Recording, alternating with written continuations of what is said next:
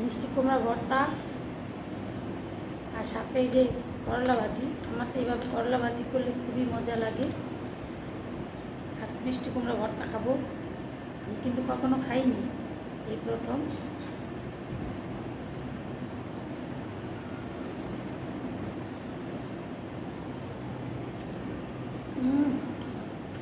সেই মজা, আসলেই মজা।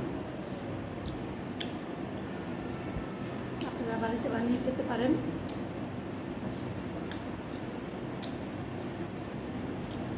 সাথে এবার করলা ভাজি করে নেবেন,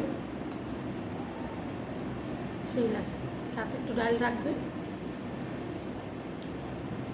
পাতলা শুকনা শুকনা করে পাতলা ডাল হলে ভালো হয়। ডালও রান্না করেছি।